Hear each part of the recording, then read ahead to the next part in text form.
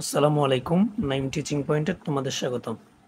আজকের ক্লাসে নবম শ্রেণীর গণিত বইয়ের তৃতীয় অধ্যায় লগারিদমের ধারণা ও প্রয়োগ এর ৮০ পৃষ্ঠার অনুশীলনীর ২ নং অঙ্কটি সমাধান করে দেখাবো। এর আগের ক্লাস আমি ১ নং অঙ্কটি সমাধান করে দেখিয়েছি। তোমরা চাইলেও এই ক্লাসটি দেখে এই ক্লাসটি করতে পারো। ২ নং প্রশ্নটি আমি তুলে নিলাম।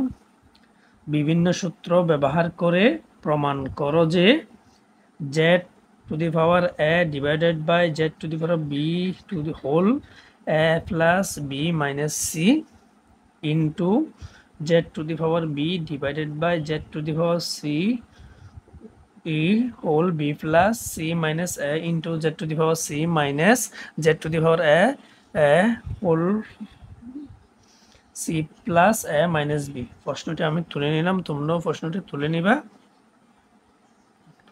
এরপর আমরা যদি সমাধান করি,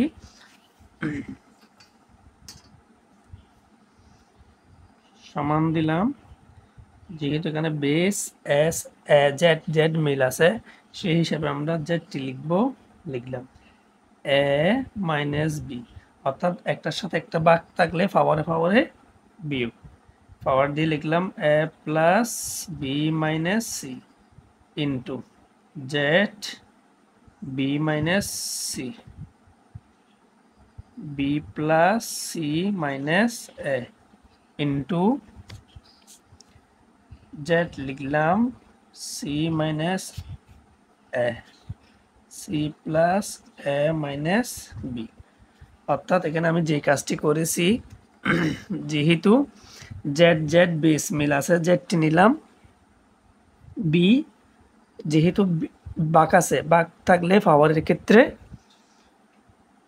মাইনাস হয়, তো বি মাইনাস সি, আর যে পাওয়ারটা আছে ওইটা লিখলাম। সেম কাজটা আমি কোথায় করলাম, জেড জেড যেহেতু বেস মিল আছে একটা লিখলাম সি মাইনাস এ, যেহেতু একটার সাথে একটা বাঁক আছে তাই আমরা পাওয়ারে মাইনাস দিলাম লিখলাম। এখন আমরা যে কাজটি করব, জেডটা লিখলাম, দেখার পর এ দিয়ে একে যদি আমরা গুণ করি তাহলে হয় কি a square plus A plus এ দিয়ে বি কে গুণ করলে হয় কি A B plus a minus এ, অর্থাৎ এর আগে আছে প্লাস, বি এর আগে আছে minus, plus a minus AC. এবার লিখবো মাইনাস এ আর বি গুণ করলে হয় কি A B plus a minus b square minus A plus BC. আশা করি তোমরা বুঝতে পেরেছ। আমি প্রথমে এ দিয়ে তিনটাকে গুণ করলাম, বি দিয়ে এই তিনটাকে গুণ করলাম, এরপর গুণ জেড, বি দিয়ে আমরা বিকে গুণ করলে হয় কি বি স্কোয়ার প্লাস বিসি, অর্থাৎ বি দিয়ে সিকে গুণ করলে BC plus a minus a B. এটাকে মাইনাস আছে সি এর আগে, যেহেতু মাইনাস আছে এদিকে মাইনাস দিতে হবে আমাদেরকে, মাইনাস বি আর সি যদি গুণ করে হয় কি BC plus a minus c square, এটা হচ্ছে সি স্কোয়ার। এরপর লিখতে পারি আমরা মাইনাস এ প্লাস এসি ইন্টু জেড। এখন আমরা সি দিয়ে সিকে গুণ করব, সিকে সি দিয়ে গুণ করলে হয় কি সি স্কোয়ার প্লাস এ প্লাস এসি, অর্থাৎ এসি গুণ করলে এ দিয়ে সিকে গুণ করলে AC plus a minus BC. এর আগে যেহেতু মাইনাস আছে মাইনাসটা লিখবা, এরপর এ দিয়ে সিকে গুণ করলে হয় কি এসি প্লাস এ মাইনাস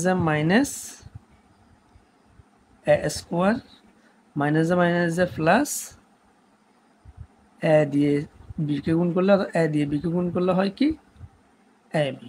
তো আমরা এখন সব কিছু গুণ করলাম। এখন আমরা যে কাজটা করব, দেখো এখানে আছে plus a b minus a B কাটা, অবশ্যই তোমরা কিন্তু কাটবে না, আমি তোমরা বোঝার সাথে কাটলাম। এখানে যেগুলো হচ্ছে কি মাইনাস বিসি প্লাস বিসি কাটা, এখানে যদি আমরা একটা জিনিস লক্ষ্য করি মাইনাস এসি প্লাস এসি কাটা, আর এগুলো কাটাকাটি যাচ্ছে না, যেগুলো গেল আমরা এগুলা কাটলাম। এরপর আমরা এখন লিখতে পারি সমান দিয়ে জেড, তাহলে দিকে থাকি কি a square minus a c minus b square plus b c into z b square minus a b minus c square plus a c, অর্থাৎ যেগুলো কাটা গেছে এগুলো বাদ দিয়ে বাকিগুলো বসাই দিচ্ছি into z c square minus b c minus a square plus a b, অর্থাৎ তোমরা ভাষা লিখবে, আমার জায়গা নাই সেহেতু আমি নিচে লিখলাম। এইবার আমরা যে কাজটা করতে পারি, দেখো এখানে যে কাজটা আছে, অর্থাৎ জেড জেড জেড তিনটার ক্ষেত্রে জেড যেহেতু মিল আছে, আমরা জেডটা কি কমন নিতে পারি, তাই লিখতে পারি সমান জেড। লেখার পর প্রথমে উপরে পাওয়ারগুলো লিখে নিলাম, a square minus a c minus b square plus b c লিখলাম। যেহেতু যেটা একবার লিখে ফেলছি, এখানে গুণার থাকার কারণে আমরা এদিকে যোগ দিব, যোগ দিয়ে অর্থাৎ প্লাস দিয়ে আমরা উপরে পাওয়ারটা লিখলাম b square minus a b minus c square plus a c plus দিলাম। এই জেডটা যেহেতু একবার লিখলাম, গুণ থাকার কারণে আমরা কি দিলাম, প্লাস করে দিলাম c square minus b c minus a square plus a B.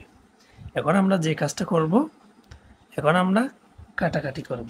কাটাকাটি বলতে ভাগ, যেমন এখানে যে আমরা একটা জিনিস লক্ষ্য করি, বি স্কোয়ার আগে প্লাস বি স্কোয়ারের আগে মাইনাস কাটা গেল, তাহলে এরপর দেখতে পারি কি এসির আগে প্লাস এসির আগে মাইনাস কাটা।